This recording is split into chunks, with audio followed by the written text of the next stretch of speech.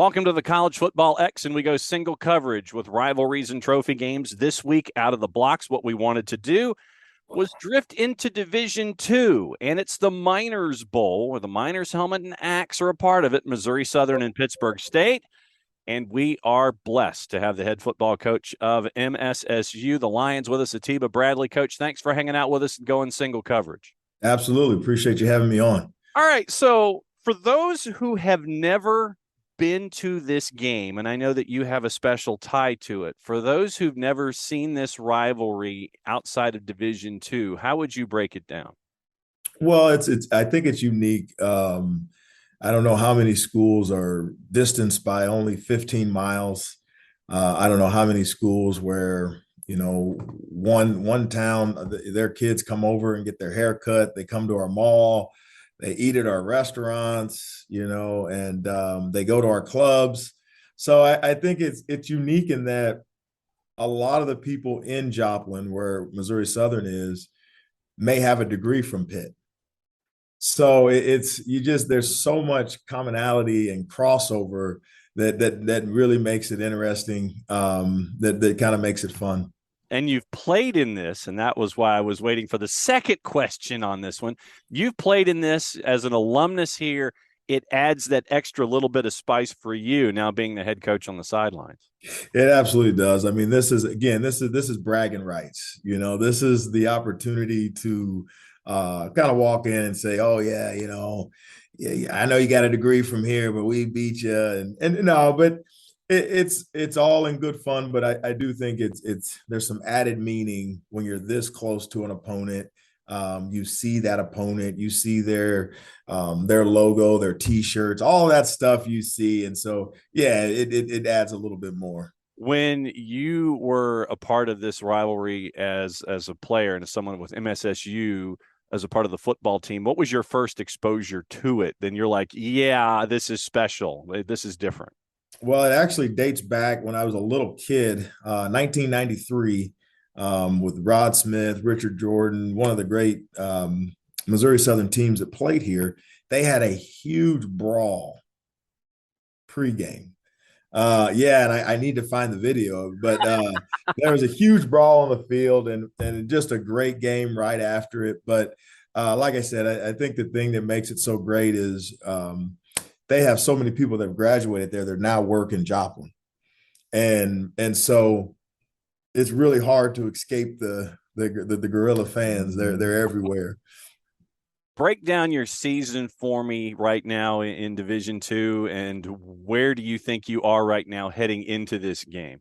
Boy, it's tough. This is, if you're not familiar with Division II football, the MIAA is similar to the SEC of college football. Every week you're getting tested. So we're sitting at 3-1. Very easily could have been 2-2. Just how we played last week. We were very fortunate to come out with a win. But I'm pleased with where we are, but I'm also one of those guys that I don't dwell much on in season accomplishments. I'm just kind of a grinder in that way, and then at the end, when the season is over, I'll go back and go, "Oh man, this was nice. This was nice." That's why I believe in banquets. There's a time to celebrate what you're doing, and unfortunately in football, you only get a week to prepare. So we play a game and win a game on Saturday, man. We're going to enjoy it for 24 hours, and then we're going to get back to the grindstone and get ready for the next opponent. Just because there are no bye weeks, there are no down opponents. I was going to ask you, what has study hall been like this week, getting ready for a rival and B, Pittsburgh? Well, so our guys study in the facility, and so I've gone past a couple laptops, and doesn't look like algebra or English or anything that you can get a degree for, but it looks like a whole lot of film watching, which as a football coach, I'm encouraged. However, I'm like, hey, get to studying, give them a little nudge, like, hey, I want to win this game bad, just like all of them. But hey, let's make sure we're getting our academics knocked out. All right. So then from an athletic standpoint, you mentioned study hall for the coaches. So what has study hall been like from the athletic side of things this week? Well, it's, study hall, again, our guys, we're going to prepare for a rivalry game, just like we would a normal game. Like I said, I think the media and fans are kind of the ones that help drive the rival part. Yes, we do. Well, for us coaches, um, we want to win because I want to win a conference title. And for me to win a conference title, I got to beat Pittsburg State, but I also have to beat Northeastern State. I also have to beat Lincoln University. And so, us coaches, man, we just been preparing, getting our notes together, watching our film, creating cut ups, all those things that you do to help prepare your players. So if you and I were going to be doing this game on television, and you had cloned yourself, you're still coaching on the sidelines, but you're with me up in the booth at the same time, and we're doing this game for television. Who's in your spot shadow for you going up against them, and who's in their spot shadow for them going up against you? If we were in the TV open, who are some of the guys that you're looking at on both sides? Well, for me, looking at my team in the booth, I'm looking at quarterback play. So I'm looking at Dawson Hurl, and I'm looking at his ability to read coverages and fit the ball into tight windows. The next battle that I'm interested in is the battle up front. Pitt State provides a great challenge with a big D line. They've got a good blend of athletes and some physicality, and so I'm watching Missouri Southern to see if they can handle that rush and handle them in the run game. Then when I flip on defense, I'm just looking at Missouri Southern and seeing how they're tackling.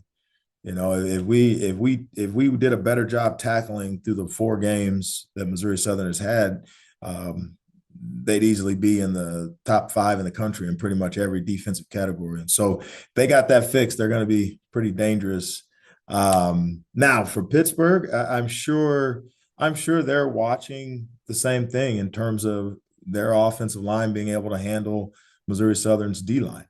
That has been a disruptive group. That's a group that's had a lot of production with TFLs and sacks. And so I'm sure that part will be one they'll notice.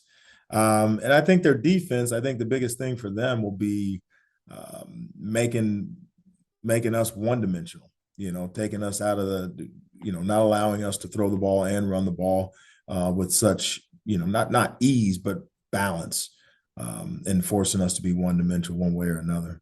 That's a tough question. Well, hey, that's what us TV guys are here for. When we're up in the booth, I'm having you do you and look at yourself on the sidelines and be up with me in the booth at the same time. That's how this works. I was bouncing in and out of third person and first person. And hey, look, we have no fines here when it comes to third person. There is nothing in the jar unless it turns into something repetitive. And then I will use my first timeout here in single coverage and say, okay, you are starting to get into jar material. And then it's $1 each time out when you're dropping cliches. But no, we're cool. Atiba Bradley, the head coach of MSSU, getting ready for Pittsburg State in the Miners Bowl with the Miners helmet and axe coming up this weekend for the College Football X and Trophy games and rivalries series. So when it comes to the Miners helmet and the axe, in your lifetime, have you ever worn it or held it or both? And where is it currently? Well, unfortunately, I'm over against these gorillas. Wow. Okay. Yeah. So this is again, we're in uncharted waters right now, not only with our starting 3-1 this year, and where we're currently sitting in the conference, but now with the next feather in the cap is a big win versus the gorillas, and so we got to find a way to get that done. All right, so then we're continuing our TV open. You've cloned yourself once again. You're down on the sidelines looking at you, and you're up there in the booth with me. Usually after opening kickoff, first possession, there's always that graphic that comes up, keys to the game. But since you've already mentioned some, let's go second level with it and kind of go below the radar a little bit for the keys that if you're there, you might be able to look at them. If you're on television, you're looking at that and other things. Yes, we talked about line play and all that kind of stuff, but what about those second level things that if you're a diehard, you're really looking at to make sure that success is there for you? Take a peek, and it's always the one that goes unnoticed. Special teams, the battle of field position. So In the games we've been successful, we've been able to make offenses drive the entire length of the field because our punt team has pinned people deep. Our kickoff team has been extraordinary. We've been able to get points with our field goal kicker, Nick Williams. Now, the thing that's interesting about that is if you've never been in Kansas during the fall, there is a unbelievable wind. And the way that the stadium sits, it kind of just tunnels through there. And so the kicking game will be a factor. I'm just telling you right now. And so, yeah, that the second underlying tone that you got to pay a lot of attention to will be the kicking game. So what's his longest career? And I guess that means that you're taking the wind at your back in the fourth quarter. So if you catch him at practice, we've hit a couple 50s. The situation just hasn't lined out. There's been some times where I want to go for a 50, but the wind's been at our face, or there's been a crosswind that makes me a little bit nervous. And so there's a whole lot that goes into it. But yeah, if he gets the opportunity, if the wind is at his back, don't be shocked to see a 50-yarder. Okay. My last question for you is off the football field, and it has to do with your hometown. And I know that a lot of folks still, when one of the first things they think of when they think of Joplin, Missouri, is the round of tornadoes that came through a handful of years ago and devastated the community. And there's been a lot of talk about Restore Joplin ever since. How is Joplin right now in your estimation? Is it still in recovery? Has it recovered? Where are things right now with Joplin? Joplin is strong. Joplin is extremely strong. Similar to our football team, Joplin has a real blue collar mentality, almost like a farmer's toughness to it. Range line, which was devastated probably from 15th Street to about 26th Street, is stronger than ever. There's more restaurants and shopping and food that has popped up as a result of it. The other thing that I think is interesting that, when you talk about war and national and weather disasters, everybody talks about the loss.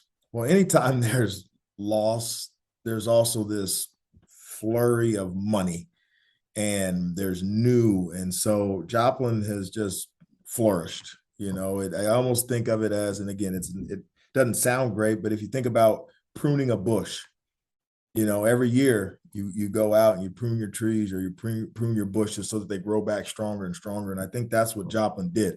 Unfortunately, it took lives and it ripped through the middle of town and it displaced a lot of people. But the amount of new homes and new restaurants and just job opportunities, economy stimulant. I mean, it did so much for the area, and we're definitely stronger from it. Glad to hear, because that was a question that always seems to pop up, and folks gravitate toward that when it comes to the discussions of Joplin, Missouri. Going single coverage, the pass is complete. We are moving the sticks and heading to the next set of downs. Atiba Bradley, the head football coach in Missouri Southern, as they get ready in the Miners Bowl for Pittsburg State here on the College Football X Trophy Games and Rivalries. Coach, thanks for pulling back the curtain. Good luck as we have effectively cloned you. You've looked at the game in 3 dimensions. Good luck this weekend. We'll be keeping an eye on things. Hey, I appreciate it. And send one of my clones to go mow my lawn.